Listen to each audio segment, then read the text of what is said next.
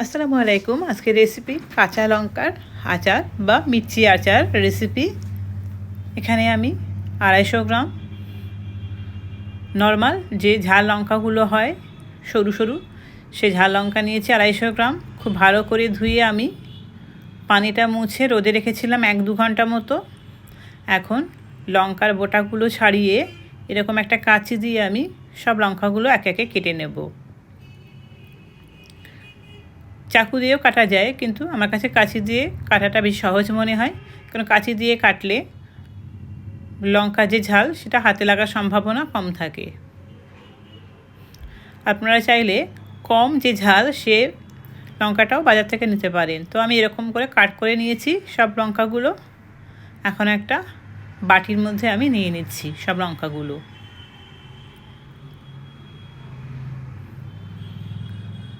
দিয়ে দিচ্ছি এখানে আমি 5টা পাতিলেবুর রস এখানে অ্যাড করে দিলাম। দিয়ে দিচ্ছি এখানে 1.5 টেবিল চামচের মতো লবণ। চাইলে এখানে লেবু রসের পরিবর্তে যে ভিনিগার থাকে সেই ভিনিগারটাও ব্যবহার করা যেতে পারে, 1/2 কাপের মতো। খুব ভালো করে এখন লেবু রস এবং লবণ দিয়ে এটা মাখিয়ে আধা ঘন্টার জন্য রেস্টে রেখে দেব।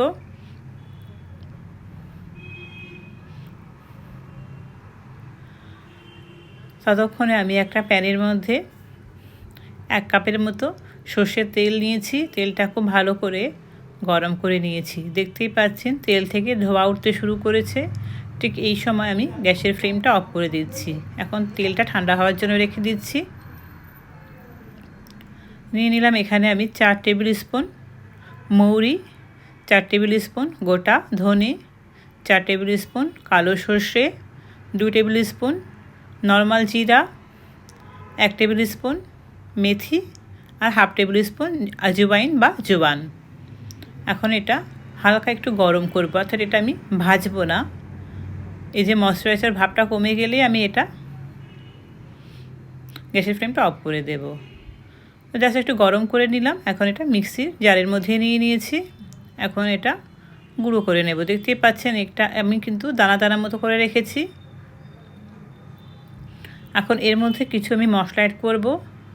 দিয়ে দিচ্ছি এখানে কালারের জন্য হলুদ 1 tablespoon, 2 tablespoon Kashmiri লাল লঙ্কার গুঁড়ো। এটা দিলে এটা তীক্ষ্ণ ভাব আসবে এবং কালারটা খুব ভালো আসবে। একটু হিং দিয়ে দিলাম আর 1 টেবিল স্পুন আমি এখানে বিট লবণ দিলাম, এতে টেস্টটা খুব ভালো আসবে। এখন আবারও একবার খুব ভালো করে আমি মিক্সিতে এটা গুঁড়ো করে নিলাম। এই মশলাটা আমরা যে কোনো নিরামিষ তরকারিতেও কিন্তু ব্যবহার করতে পারি। সিম হোক, ভেন্ডি হোক, বেগুন হোক, যে কোনো নিরামিষ সবজিতে আমরা ব্যবহার করলে কিন্তু টেস্টটা ভালো লাগে। তো এখন আমি আধা ঘন্টা পর এর মধ্যে যে মশলাটা বানিয়েছি সেটা এখন অ্যাড করে দেব। মশলাটা একেবারে দেব না, অল্প অল্প করে দিয়ে দিয়ে আমি এটা মিক্স করে নেব। ঠিক এরকমভাবে মিক্স করে নিতে হবে। এখনই খুব সুন্দর একটা ফ্লেভার ছাড়তে শুরু করেছে। এই আচারটা রুটি, পরোটা, থেপলা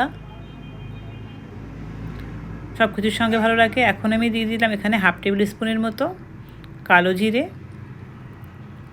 বাকি যে গুঁড়ো মশলা আছে সেটা এখন অ্যাড করে খুব ভালো করে এখন লঙ্কার সঙ্গে মিক্স করে নেব।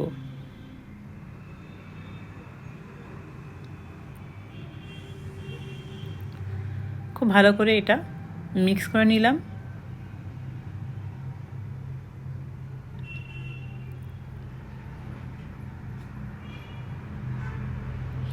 এখন এর মধ্যে অ্যাড করে দেব যে তেলটা আমি গরম করে রেখেছিলাম, হালকা একটু গরম আছে। এই অবস্থায় আমি দিয়ে দিচ্ছি, যাতে হাতটা ডোবানো যায় সেরকম। তেলটা দিয়ে খুব ভালো করে আবারও মিক্স করে নেব।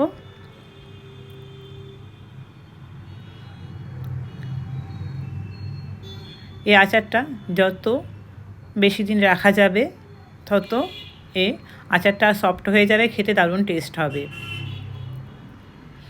এরকম অবস্থায়ও খাওয়া যেতে পারে। তো 2-3 দিন রোদে দেওয়ার পরে তারপরে খেলে বেশি টেস্টটা আসবে। তো আমি এখন একটা কাচে জার নিয়েছি। জারটা অবশ্যই খুব ভালো করে ড্রাই করে নিতে হবে। আর আমি এর মধ্যে নিয়ে নিলাম সামান্য একটু সর্ষের তেল। দিয়ে এটার মধ্যে আমি আচারটা রেখে দেব।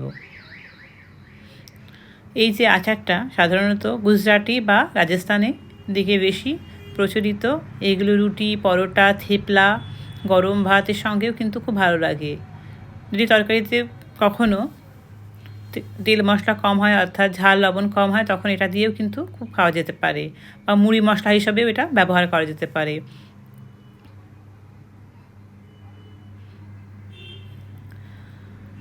তো আমার একটা জালে রাখার পরেও কিছুটা লঙ্কা ছিল, তো আমি একটা কাপের মধ্যে বাকিটা নিয়ে নিচ্ছি।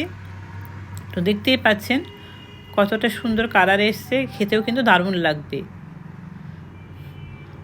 এটা 2-3 দিন পরে খেলে টেস্টটা বেশি ভালো লাগবে। তবে এই ছিল আজকের আমার মির্চির আচারের রেসিপি বা কাঁচা লঙ্কার আচারের রেসিপি। তো আপনারা তৈরি করে ফেলুন এরকম বাড়িতে খুব সহজেই ঝটপট কাঁচা লঙ্কার আচারের রেসিপি। আশা করি ভালো লাগবে। রেসিপিটা কেমন হলো কমেন্টে কিন্তু অবশ্যই জানাবেন। দেখা হচ্ছে নেক্সট রেসিপিতে। ওকে, বাই।